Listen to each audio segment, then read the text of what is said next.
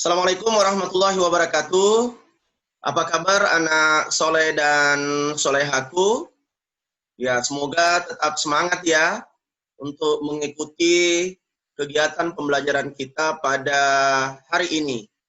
Ya, Ustadz kembali ingatkan, jangan lupa berdoa sebelum kita memulai pelajaran. Ya, agar Allah Subhanahu wa taala memudahkan kita untuk memahami setiap pelajaran yang kita pelajari.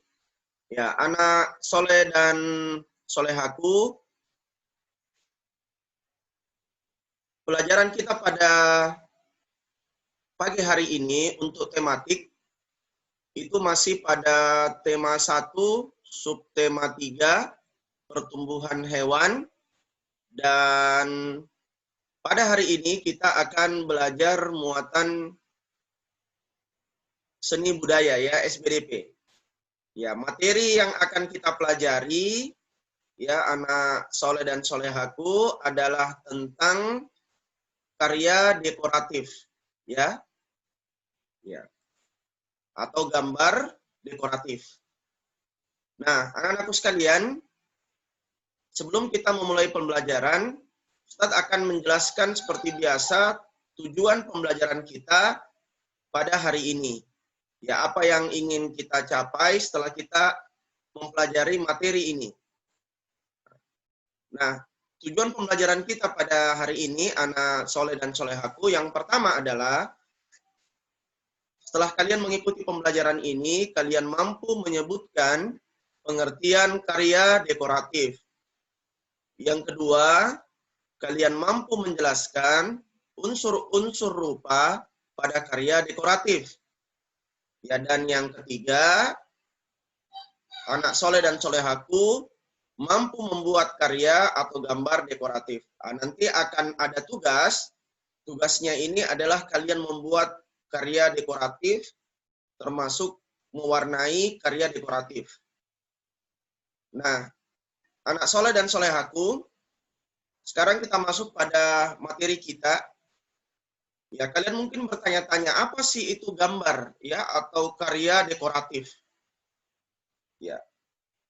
Yang dimaksud dengan karya dekoratif, anak soleh dan solehaku atau gambar dekoratif adalah karya yang dibuat sedemikian rupa sehingga terlihat indah dan menarik, yang memiliki pola atau motif tertentu.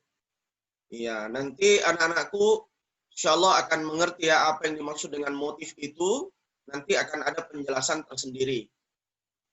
Ya, jadi sekali lagi karya dekoratif itu adalah karya yang dibuat sedemikian rupa sehingga terlihat indah dan menarik, yang memiliki pola atau motif tertentu. Ya.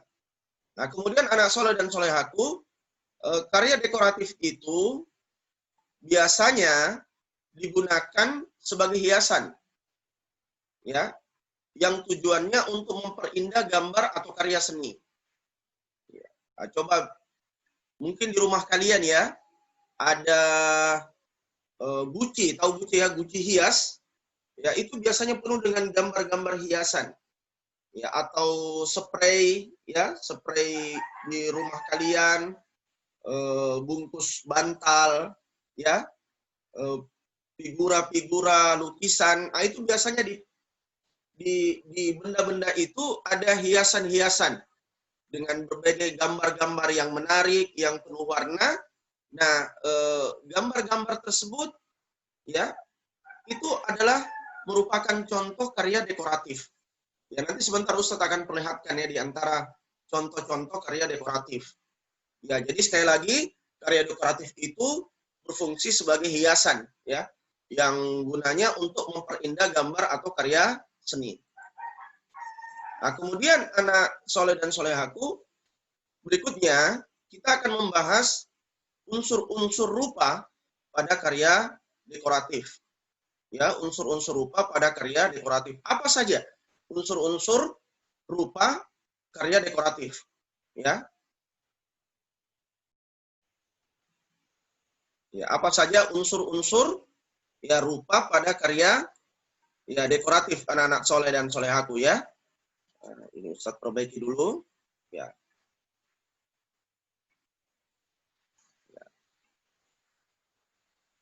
Jadi anak-anak soleh dan solehaku, pada karya dekoratif itu ada unsur-unsur rupa yang terkandung di dalamnya. Ya, apa saja? Ya, Ustadz hanya angkat beberapa saja ya. Ada 3 saja yang Ustadz akan jelaskan. Yang pertama, unsur rupa pada karya dekoratif adalah garis. Ya, garis. Nah, jadi garis itu sebenarnya adalah kumpulan titik-titik yang saling menyambung. Ya, ya jadi unsur rupa itu pada karya dekoratif diantaranya titik, kemudian garis. Nah, garis itu gabungan kumpulan titik-titik yang saling menyambung. Ya. Nah, ada beberapa jenis garis yang biasa digunakan pada karya dekoratif anak soleh dan soleha. Apa saja? Nah, yang pertama adalah garis lurus. Ya, garis lurus ini bermacam-macam ya. Ada namanya garis lurus mendatar atau biasa disebut garis horizontal. Kemudian ada garis lurus yang tegak, ya.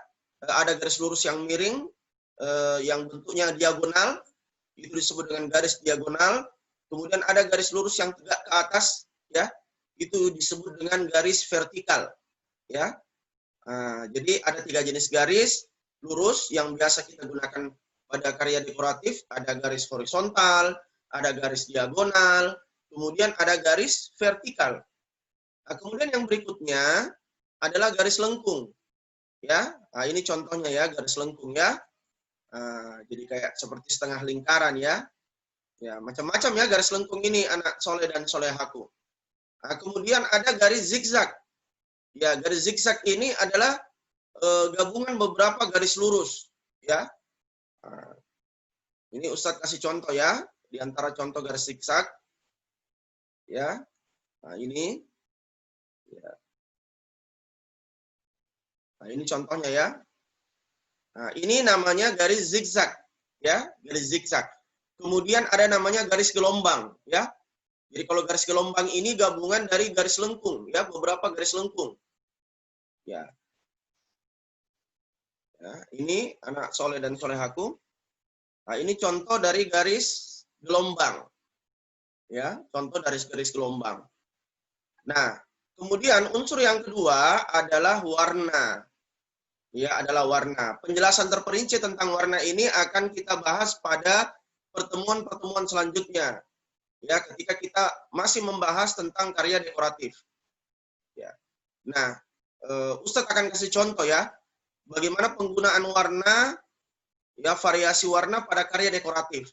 Jadi anak soleh dan solehaku yang membuat menarik karya dekoratif itu karena banyaknya paduan-paduan warna.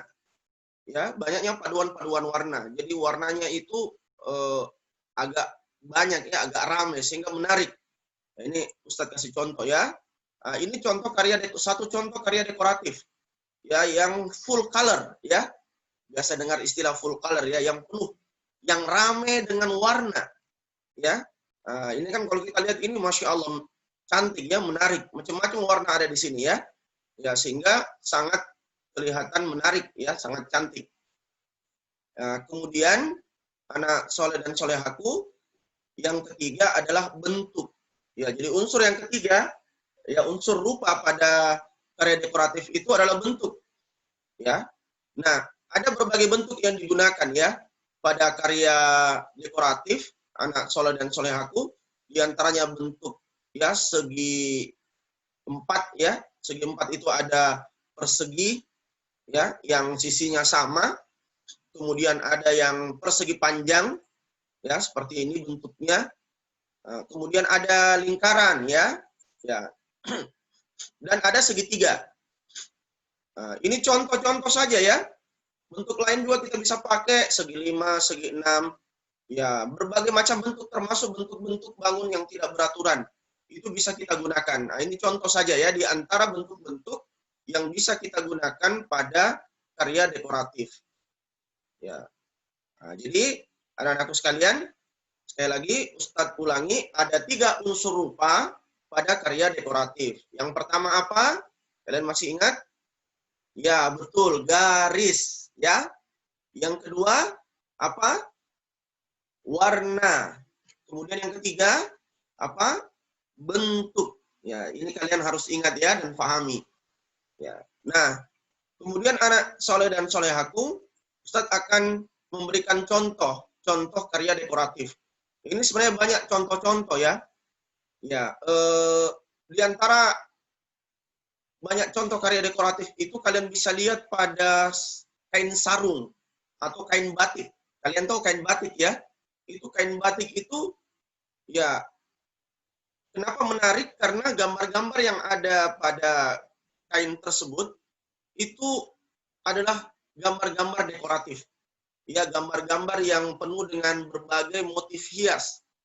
Ya, nanti sebentar kalian bisa minta sama Umi diperlihatkan mungkin kain batik yang ada di rumah, baik itu di pakaian ataupun di kain sarung. Itu kalian bisa lihat contoh-contoh karya dekoratif di situ ya.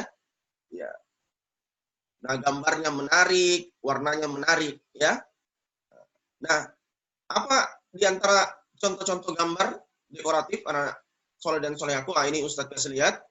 Seperti ya ini ya. Ini contohnya, ini motif tumbuhan ya. Jadi ada berbagai corak atau motif pada gambar dekoratif.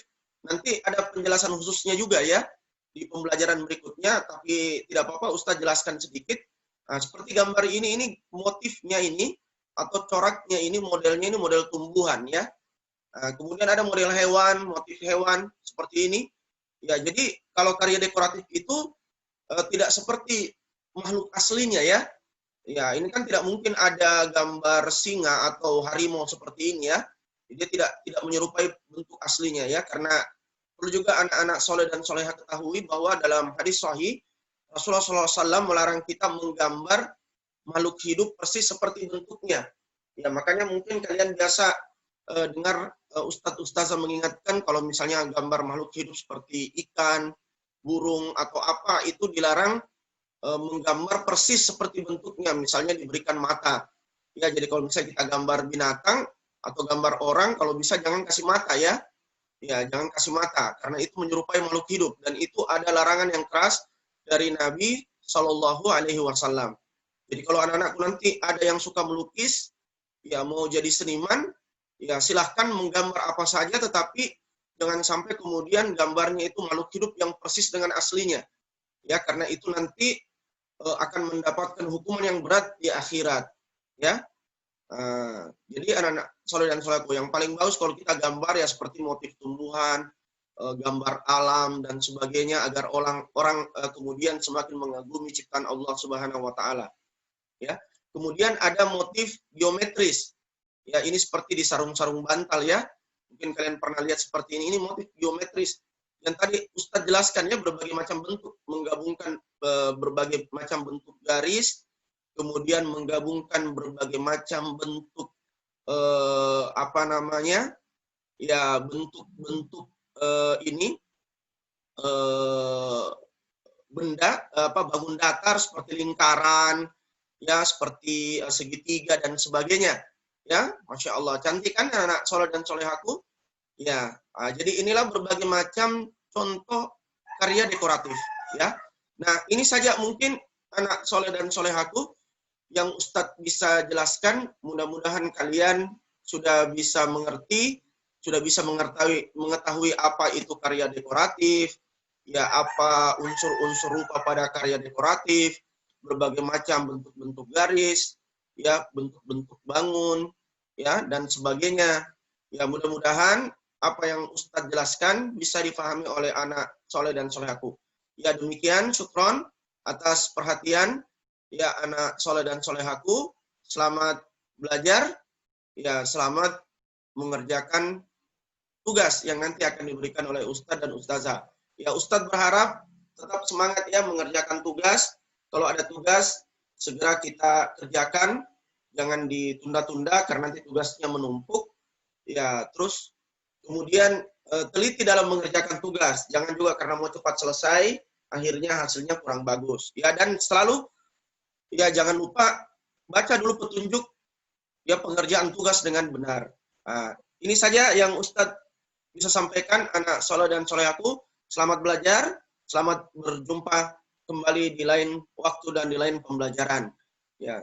Assalamualaikum warahmatullahi wabarakatuh.